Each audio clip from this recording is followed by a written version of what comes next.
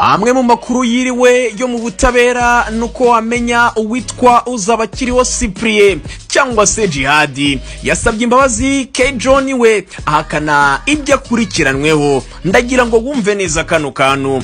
Kuri uyu wa mbere tariki ya 4 Gicurasi 2026 urukiko rwisumbuye rwa Nyarugenge rwaburanishije urubanza rw'ubujurire rwa Uzabakiriho Cyprien uzwi nka Jihad ndetse n'uwitwa Akalisa John, Kwizera Papi Nesto na Ishimwe François Xavier bakurikiranwe icyaha cyo gusakaza amashusho y'urukozasoni hakoreshejwe urusobe rwa mudasobwa. Mu kuburana Jihad yongeye guhakana ibyaha akurikiranweho, icyakora asaba imbabazi, asaba ko yagabanyirizwa igihano cyangwa agasubikirwa. Icyakora urukiko rwamubwiye ko umuntu waburanye yemera icyaha ari usaba kugabanyirizwa igihano gusa.